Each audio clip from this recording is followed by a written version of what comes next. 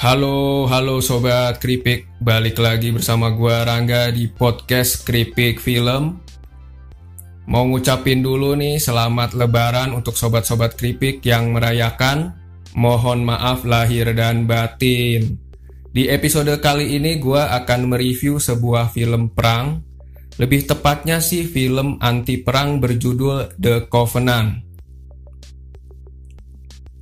The Covenant nantinya bakal menceritakan seorang sersan angkatan darat bernama John Kinley yang diperankan oleh Jake Gyllenhaal. John terpaksa digotong sejauh seratusan kilometer hanya menggunakan gerobak oleh Ahmed, penerjemah asal Afghanistan. Keduanya harus melewati banyak rintangan untuk sampai ke lokasi aman, dari landscape pegunungan terjal yang menyiksa hingga nantinya kucing-kucingan dengan kelompok Taliban yang ingin menangkap mereka. Dari premisnya The Covenant tentu saja menarik, apalagi mengingatkan gue nih dengan film Lone Survivor yang mirip-mirip lah, garapannya Peter Berg 10 tahun yang lalu. Jika dulu Mark Wahlberg yang diburu oleh orang-orang bersorban, sekarang gilirannya Jake Gyllenhaal nih, harus rela panas-panasan kesiram matahari dan juga debu padang pasir di film yang disutradarai oleh Guy Ritchie ini.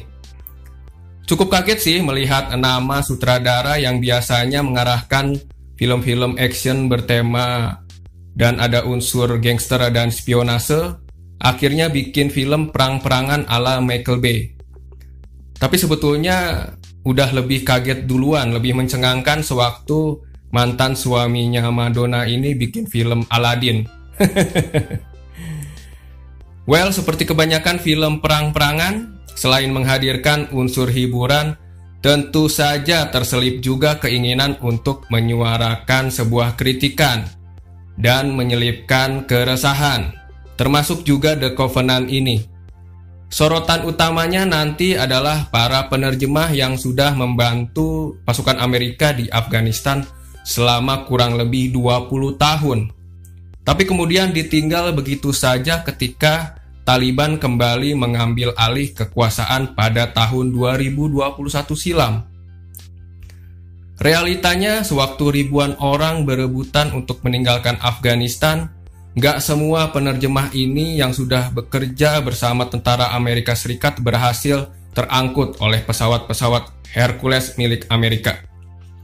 Mereka yang tertinggal hanya bisa pasrah, apalagi hidup orang-orang yang pernah membantu Amerika bakalan terancam karena menjadi target penangkapan oleh Taliban.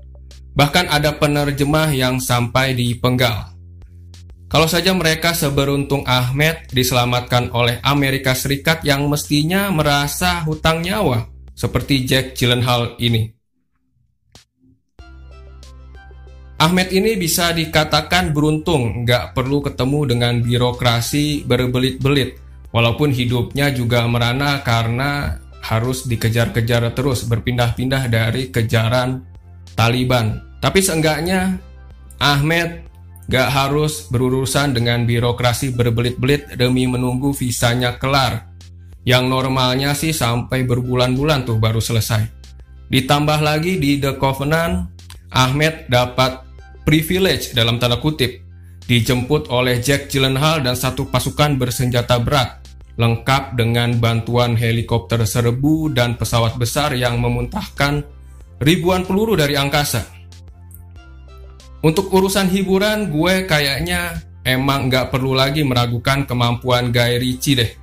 Dari film sekecil Snatch hingga blockbuster macam Sherlock Holmes, dia adalah salah satu sutradara yang tak hanya punya keahlian tinggi dalam mengarahkan, tetapi juga memiliki ciri khas yang membuat orang-orang tuh langsung mengenali kalau mereka sedang menonton filmnya Guy Ritchie.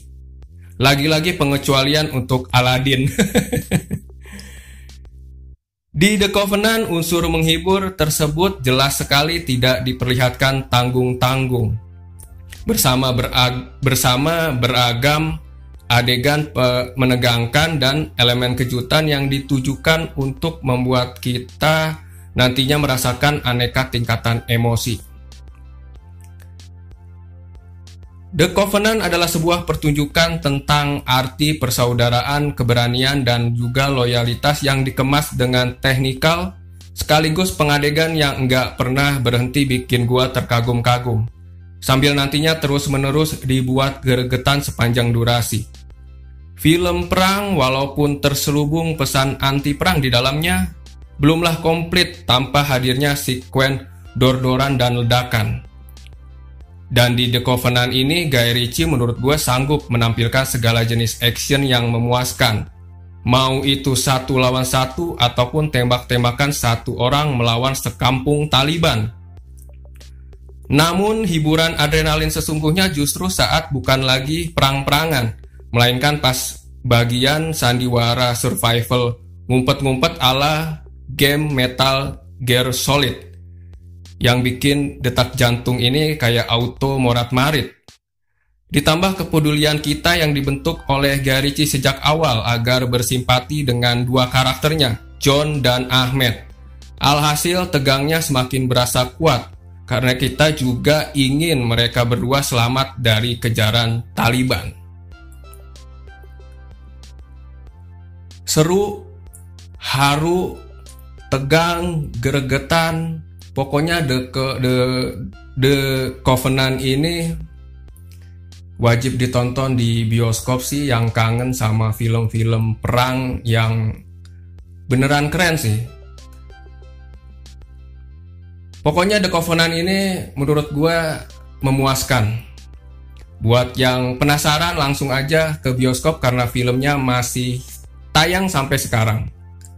Thank you yang sudah mendengarkan podcast Kripik Film di episode review The Covenant ini. Jangan lupa di follow podcast Kripik Film di Spotify, dan yang mendengarkan via YouTube jangan lupa juga di subscribe dan komen-komen.